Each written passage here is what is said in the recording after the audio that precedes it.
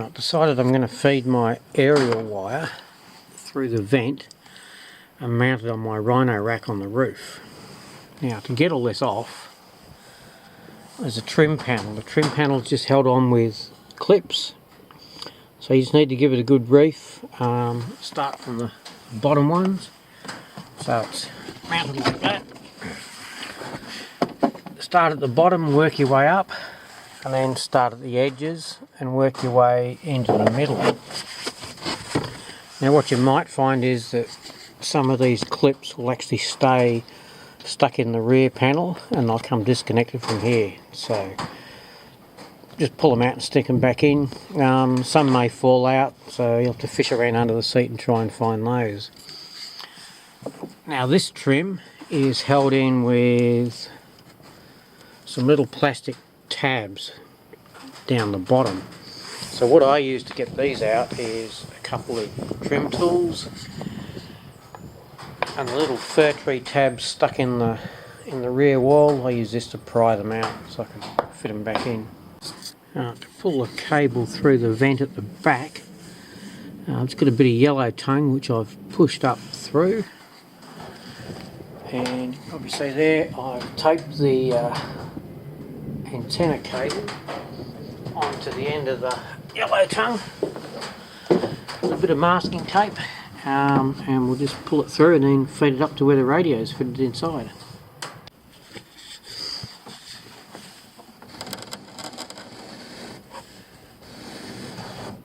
Okay, just pull it through gently. There we come, just a masking tape. It's catching, so we just push up the finger. Now what we might do is cut a little snip in the rubber flap so that still closes with the cable there. Alright, the cable through. So this is where I've mounted the antenna on the RHINO rack. I just fed the wire down here, and I've just used some cable tie tabs on the side of the window. So it feeds across and then down in through the vent. I'm fitting a canopy on this soon when it arrives, an audio cab canopy, so all the wiring won't be seen once the canopy's on. And the beauty of these RHINO rack antenna mounts is you get better reception because it's up on the roof, but you can pull the handle and fold it down. Okay, so to feed the wire, I've fed under here. Fed the wire under there, down under the trim, and up down the trim down the side of the driver's seat. Now, to pass it through to the centre console, I've fed a piece of yellow tongue, down under the carpet, and I'm going to pull the antenna cable through. But what I've done is, because it's difficult to get it down past the curbs, I've actually cut a small hole in the carpet. You can undo the zip under the handbrake. So what I've done, you can see down here, I've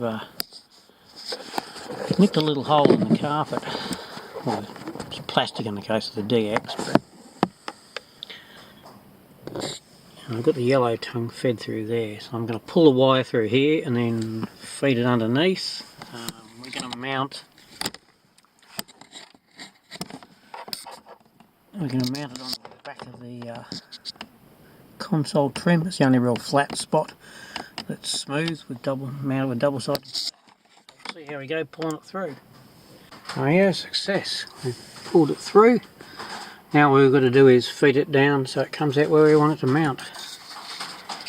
It's neatly pushed under here.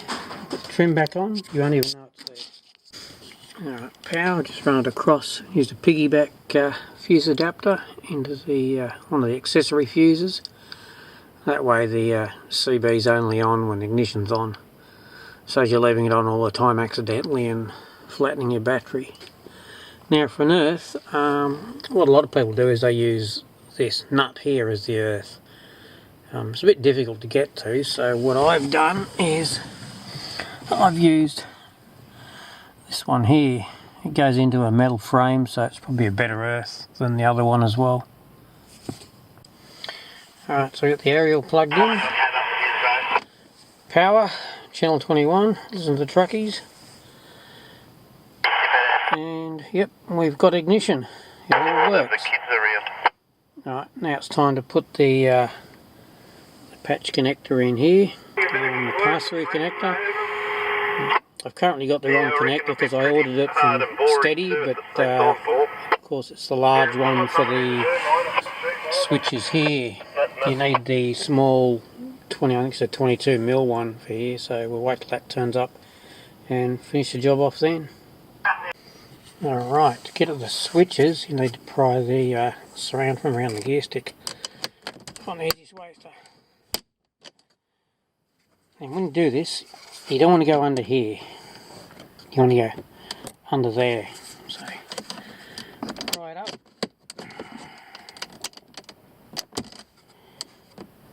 Get the trim tool in.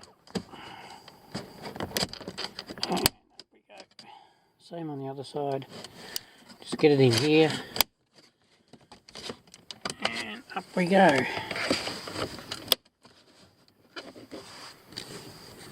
Hands, hard to do one-handed.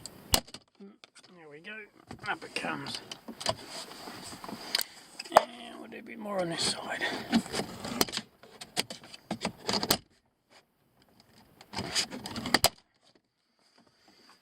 Alright, I was going to feed it through this side, but because I've fitted the G-magnetic mount there, and I've adapted it to fit the Uniden, I'm going to move the pass-through onto the opposite side to make it easier. Just that with the length of the cable it just works better on the other side. It also keeps it out of the way of your knee when you're driving. Now to get the blanks out you need to get underneath. Squeeze in the tabs on both sides and out they come, just a blank. So we'll put the blank on this side. And we'll get the GME pass through, connect it all up, and we'll put it on this side. So we'll fit it in here,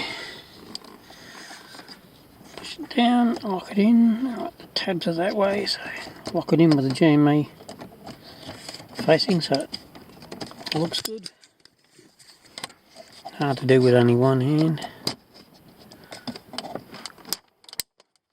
There we go, clicked in. You can see the cable down here. So when you click the trim back in, start at the front, make sure you've located the holes properly.